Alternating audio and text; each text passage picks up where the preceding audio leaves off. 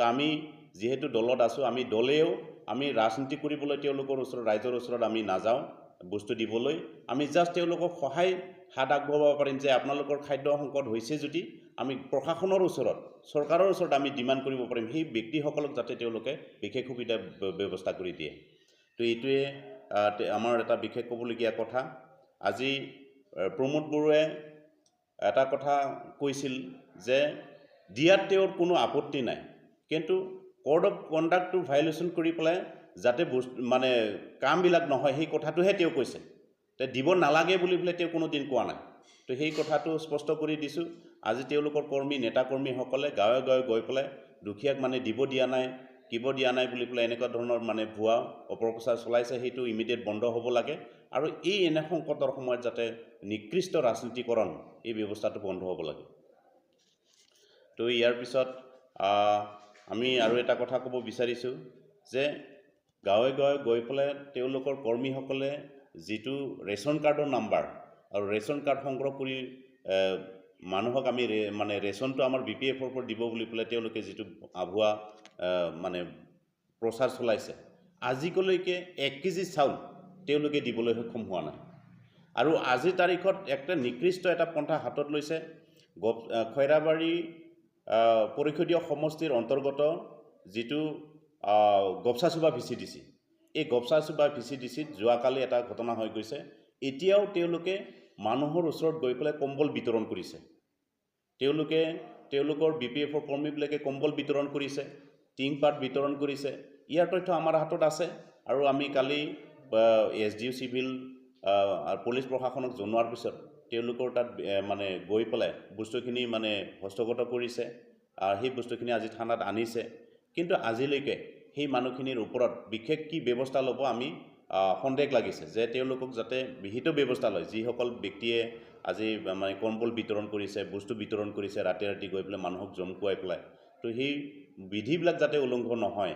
আৰু যাতে code of কণ্ডাক্টটো সকলোৱে মানি চলে তাৰ কাৰণে আমি চৰকাৰৰ ওচৰত অনুৰোধ জনাইছোঁ যাতে তেওঁলোকে হেৰি কৰে আৰু আমি দেখিবলৈ পাইছোঁ যে আজি গভৰ্ণমেণ্টে বিশেষকৈ ওদালগুৰিৰ PDA প্ৰজেক্ট ডিৰেক্টৰে কি ভিত্তিত বৰ্তমান BPFৰ চৰকাৰত থকা VCDC বিলাকৰ চেয়াৰমেনবিলাকক মানে গাঁৱে গাঁৱে গৈ পেলাই মানে কিছুমান ব্যৱস্থা কৰিবৰ কাৰণে অৰ্ডাৰ মানে ওলাই দিছে তো সেইটো কি ভিত্তিত তেওঁলোকে কৈছে নাজানো কাৰণ যিহেতু যিসকল ব্যক্তি VCDCত আছে তেওঁলোকে সম্পূৰ্ণ এজন পাৰ্টিৰ মানে BPF দলৰ কৰ্মী হয় আৰু সেই BPFৰ নেতা কৰ্মীবিলাকক কি ভিত্তিত মানে কোড অফ কণ্ডাক্ট লাগি থকা সময়তো এজন অফিচাৰে তেওঁলোকক মানে বস্তু বিতৰণ কৰিবৰ কাৰণে অৰ্ডাৰ দিব পাৰে সেইটো আমি আচৰিত পাইছোঁ গতিকে এইটো বন্ধ হ'ব লাগে ইয়াত যিহেতু প্ৰশাসন আছে SDC আছে SDO আছে মণ্ডল আছে গাঁওবুঢ়া আছে তেওঁলোকক লৈ পেলাই কামখিনি তেওঁলোকে কৰক পুলিচ প্ৰশাসন আছে তেওঁলোকক লৈ পেলাই কামখিনি কৰিব তেওঁলোকে পাৰে তো ইয়াত এটা আমি বায়াস হৈ পেলাই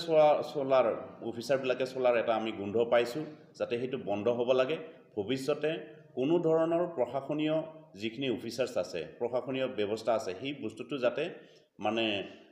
কোনোবা দল বা সংগঠনৰ লগত যাতে বায়াস হৈ নচলে তাৰ কাৰণে আমি অনুৰোধ জনাইছোঁ আৰু ভৱিষ্যতে আমি যিবিলাক ইলিগেশ্যন দিম তথ্য সহকাৰে তেওঁলোকক দিছোঁ তেওঁলোকৰ ওপৰত যাতে বিশেষ ব্যৱস্থা গ্ৰহণ কৰে তাৰ কাৰণে আমি তেখেতসকলক আহ্বান জনাইছোঁ তো ইয়াৰ পিছত আমি আৰু এটা কথা ক'ব বিচাৰিছোঁ যে যিহেতু আমাৰ কৰ্মচাৰীসকলৰ পৰা এদিনৰ দৰমহা তেওঁলোকে কাটিবৰ কাৰণে অৰ্ডাৰ দিছে তো ইয়াৰ আগতে ষ্টেট গভৰ্ণমেণ্টৰ লগত কৰ্মচাৰী পৰিষদৰ এটা আলোচনা মৰ্মে আমাৰ দৰমহাৰ পৰা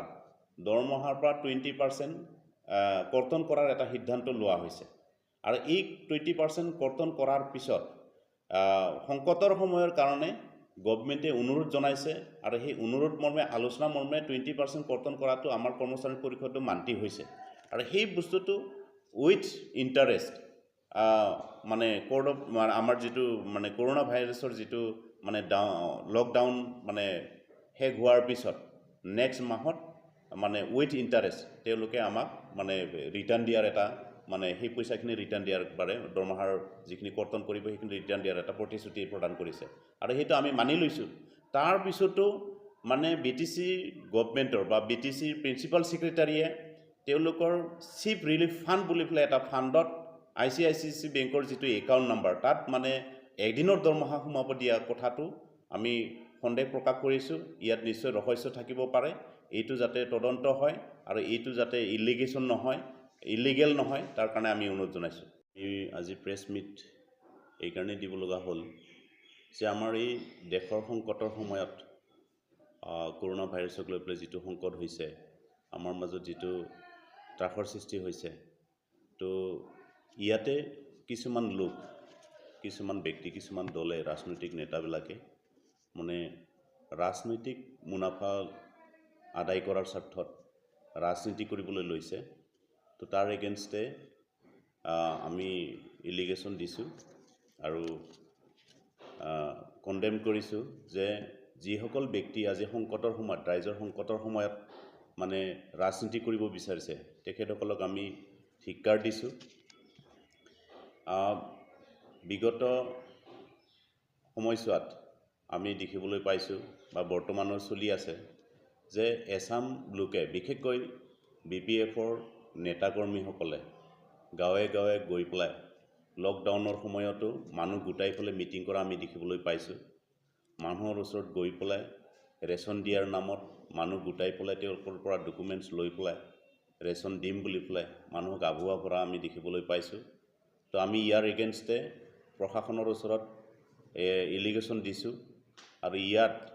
যি ধৰণে প্ৰশাসনে একশ্যন ল'ব লাগে তেনেকুৱা একশ্যন লোৱা আমি দেখিবলৈ পোৱা নাই তো আমি ইয়াক অনুৰোধ জনাম ৰাইজক অনুৰোধ জনাম সজাগ হ'বলৈ অনুৰোধ জনাম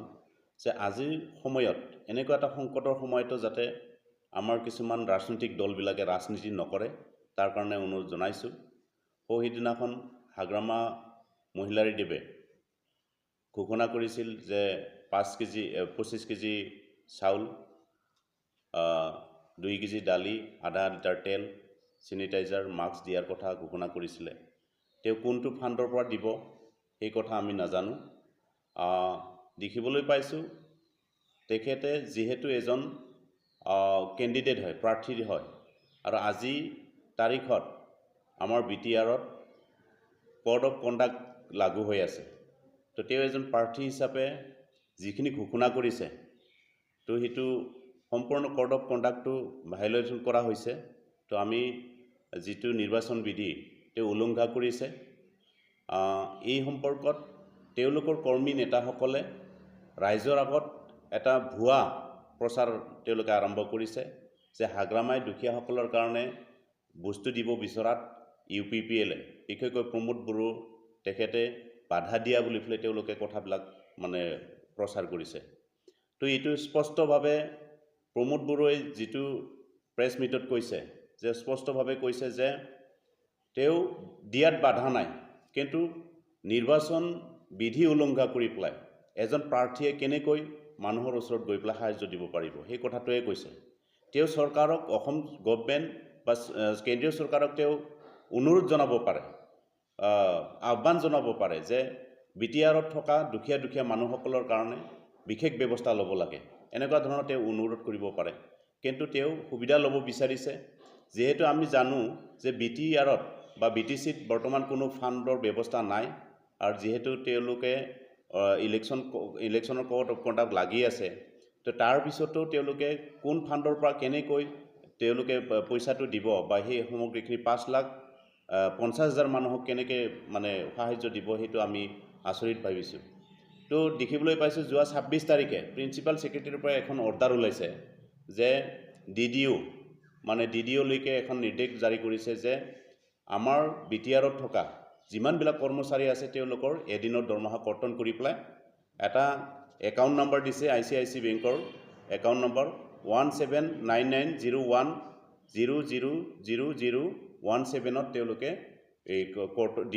DDO কৰ্তন কৰি পেলাই তাত মানে দৰমহাটো জমা কৰিবলৈ দিছে তো আৰু সেই পইচাটোকে তেওঁলোকে দুখীয়াসকলক বিতৰণ কৰিবৰ কাৰণে হয়তো মানে এটা ব্লুপ্ৰিণ্ট ৰচনা কৰিছে আৰু যিহেতু কেন্দ্ৰীয় চৰকাৰ আৰু অসম চৰকাৰে দুখীয়াসকলৰ কাৰণে যিসকলে হাজিৰা কৰে, যিসকলে দিন হাজিৰা কৰি খায়, ঠেলাৱালা ৰিক্সাৱালা, তেওঁলোকৰ কাৰণে বিশেষ সুবিধাৰ কাৰণে ফ্ৰীকৈ মানে কোনো ধৰণৰ মানে বিনিময় নোলোৱাকৈ ফ্ৰীকৈ ৰেচন দিয়াৰ ব্যৱস্থা ইতিমধ্যে কৰিছে। তো তাত তেওঁলোকৰ কৰ্মীসকলে গাঁৱে গাঁৱে গৈ পেলাই এইটো হাগ্ৰামাই দিব বিচাৰিছে বুলি তেওঁলোকৰ ৰেচন কাৰ্ডৰ নাম্বাৰ লৈ পেলাই তেওঁলোকে ক্ৰেডিট ল'ব বিচাৰিছে। তো এনেকুৱা সংকটৰ সময়ত এটা নিকৃষ্ট পন্থা হাতত লৈ তেওঁলোকে ৰাজনীতিৰ মুনাফা আদায় কৰিবৰ যিটো ব্যৱস্থা লৈছে, তাত আমি তীব্ৰ মানে প্ৰতিবাদ কৰিছোঁ আৰু প্ৰতিক্ৰিয়া প্ৰকাশ কৰিছোঁ যে ইয়াৰ পিছত যাতে সাধাৰণ জনতাক আভুৱা ভাৰি পেলাই যাতে কোনো ধৰণৰ নিকৃষ্ট ৰাজনীতি নকৰে, ভোটৰ ৰাজনীতি যাতে নকৰে, তাৰ কাৰণে অনুৰোধ জনাইছোঁ। এনেকুৱা সংকটৰ সময়ত আমি সকলোৱে দল সংগঠন জাতি ধৰ্ম নিৰ্বিশেষে সকলোৱে দুখীয়া শ্ৰেণীক দেশক বাচাবৰ কাৰণে, দুখীয়া শ্ৰেণীক বাচাবৰ কাৰণে, জাতিক বাচাবৰ কাৰণে যাতে একেলগ লগ হৈ পেলাই আমি আগবাঢ়ি যাব পাৰোঁ, তাৰ কাৰণে মই সকলোকে অনুৰোধ জনাইছোঁ। তো আমি ইয়াত ইলিগেশ্যন হিচাপে এইটোৱেই দিছোঁ যে যিসকল ব্যক্তি আজি লকডাউনৰ সময়তো মানুহৰ জুম বান্ধি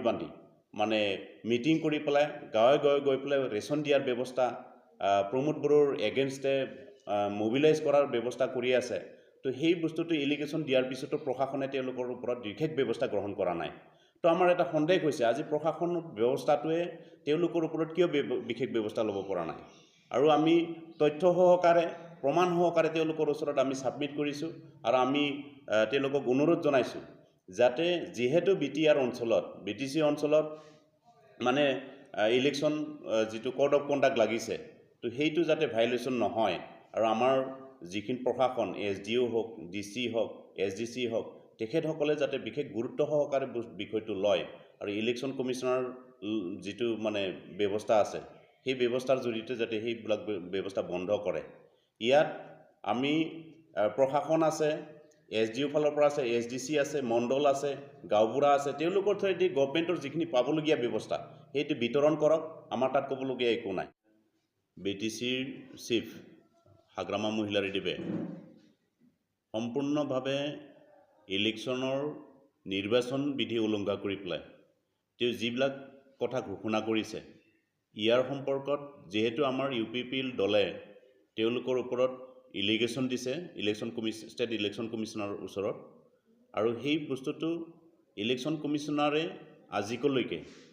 তেওঁৰ ওপৰত বিশেষ বিহিত ব্যৱস্থা গ্ৰহণ কৰা নহ'ল। আমি UPPL হিচাপে এটা কথাই স্পষ্টভাৱে জানো যে যিসকল প্ৰাৰ্থীয়ে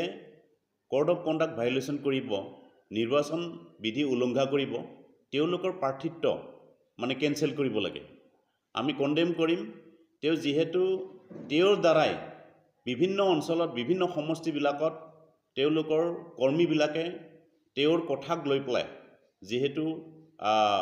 আমাৰ ওপৰত বা প্ৰমোদ বড়োৰ ওপৰত মানে ইলিগেশ্যন আনি আছে, আৰু তেওঁ যিটো ঘোষণা কৰিছিল হাগ্ৰামা মহিলাৰীদেৱে, আৰু সেই ঘোষণা মতেই তেওঁলোকে বস্তু দিয়াৰ ব্যৱস্থা কৰিম বুলি পেলাই মানুহৰ পৰা, সৰ্বসাধাৰণৰ পৰা তেওঁলোকে ডকুমেণ্টছ মানে কালেকশ্যন কৰিছে,